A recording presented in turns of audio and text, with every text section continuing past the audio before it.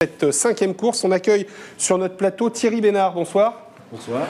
Mettez bien votre micro. Voilà, alors, vous vous occupez du haras de Fligny, mais ce n'est pas à ce titre qu'on vous a fait venir ce soir. Vous êtes également membre de l'association Sauvegarde des terres d'élevage, une association qui suit de très près le dossier, le projet, les travaux sont en cours, d'implantation d'un centre de stockage de déchets dans l'Orne. Voilà, tout à fait, donc des déchets toxiques au possible. Ce sont des refus de broyage automobile, des DIB aussi, donc des déchets industriels. Et donc là-dedans, on ne sait pas trop ce qu'il y a. On sait que pour les déchets automobiles, ce n'est pas dépollué. Donc on peut imaginer tout ce qu'on veut, des déchets d'hydrocarbures, etc. Et dans les DIB, on peut même imaginer aussi de l'amiante, parce que ce sont des gravats. Donc dans les gravats, imaginons bien qu'il y a aussi une époque où on a utilisé beaucoup d'amiante dans l'isolation, donc on va en retrouver également. Donc tout ça fait remuer un petit peu tout le monde, les gens, l'environnement autour, les gens, et tout le monde prend conscience du danger du site.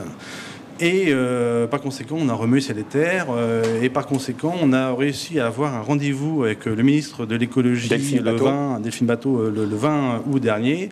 Donc le président de région et notre député se sont rendus sur place et ils ont été assez surpris de trouver quelqu'un qui était très à l'écoute et qui connaissait très bien le dossier et qui ne semble pas vouloir rester les bras croisés. Alors on va resituer un petit peu, Thierry Bénard, le dossier rapidement. Ce projet avait reçu un avis négatif, il fut un temps pas de l'ancien, mais de celui d'avant, préfet de l'Orne.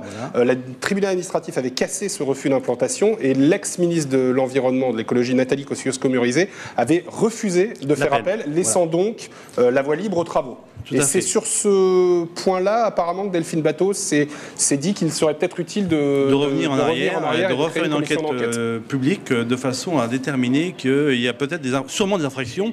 Il y a un rue qui traverse le site qui n'avait pas été mentionné à l'époque, et un tas d'irrégularités qui font qu'on peut se poser la question sur la véracité des premières informations qui ont été données. Alors, c'est quand même un point très important dans l'évolution du dossier. On en a beaucoup parlé, notamment sur Equidia ces dernières semaines, à chaque fois qu'on était présent à Vincennes et même en Normandie. On ne savait pas trop ce que ça allait donner. Il y avait une forte mobilisation, mais légalement, on ne savait pas trop où ça allait. Là, on a déjà la création d'une commission d'enquête. C'est peut-être un premier point de revirement pour vous tous qui êtes contre ce projet.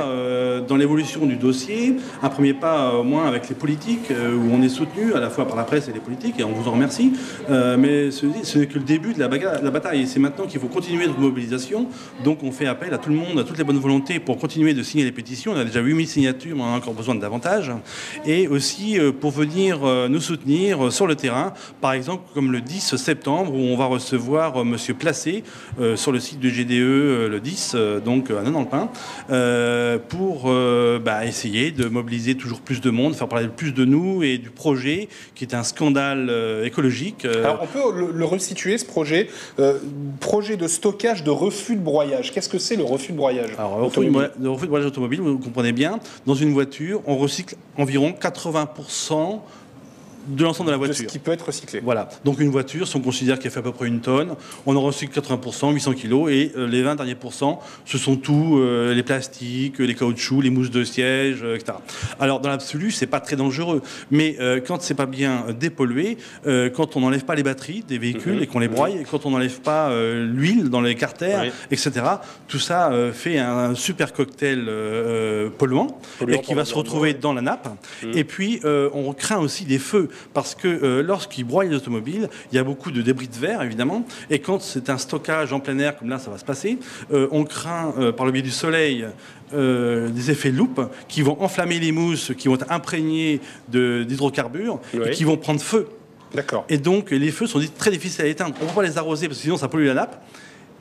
Et voilà, donc ça brûle pendant des mois. Concernant l'autre partie du stockage, il y a aussi des projets de stockage de déchets industriels, c'est ça? Alors déchets industriels, oui. Alors ça va être des bouts de bois, des déchets de bâtiments qu'on va abattre, etc.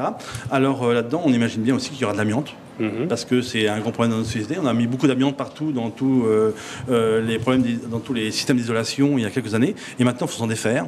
Et il faut s'en défaire, et sans doute on va servir de stockage de ces produits-là. Alors, ce qu'il faut dire, Thierry Bénard, c'est qu'il faut bien que ces déchets, je pense que tous les gens qui défendent le dossier... dans une société industrielle, voilà, on est conscient. Ce que vous contestez, c'est d'avoir choisi un endroit où l'agricole et où la pureté des terres était si important pour le faire. Oui, alors on conteste plusieurs choses à la fois. On conteste évidemment l'endroit, mais on conteste aussi la façon. Oui. Parce que le but du jeu... que le dossier comporte des irrégularités. Oui, tout à fait. La première chose, l'Orne produit 400 tonnes actuellement de RIB, à savoir de refus automobile. D'accord. De broyage. On veut nous en apporter 90 000 tonnes. Où va-t-on? C'est complètement à l'envers du Grenelle de l'environnement. Donc on ne peut pas accepter ça. Alors évidemment, on peut concevoir que tous les départements ne peuvent pas avoir un centre de stockage. Mais même s'il y a un accord entre différents pays, ou même le Grand Ouest ne produit que 30 000 tonnes de déchets automobiles. Donc pourquoi nous avoir un stockage de 90 000 tonnes? D'accord. Donc déjà, c'est énorme. Après, les 60 000 tonnes, ça ne peut pas être disproportionné. Donc on va accepter tous les déchets de la France et peut-être même de l'Europe.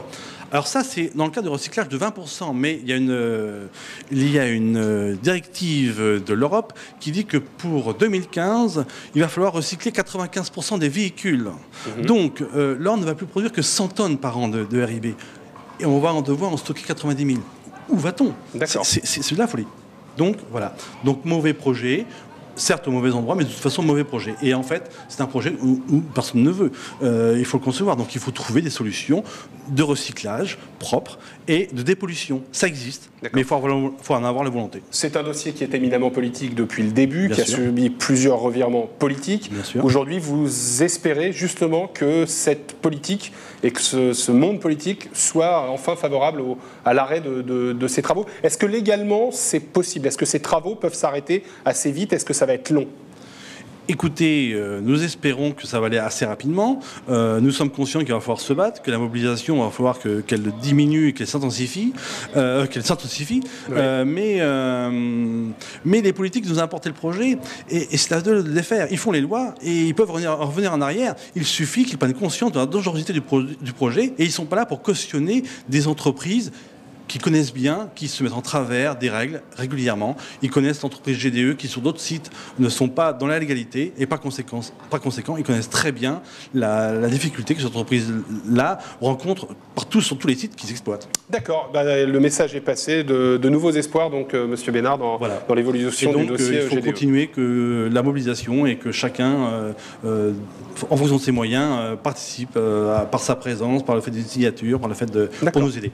Je pense que tous les gens qui sont devant leur télé ce soir et qui ont maille à partir avec l'élevage, avec l'entraînement ou avec la défense de l'environnement, tout simplement, vous auront entendu. Merci beaucoup. Merci, bonsoir. On passe au partant de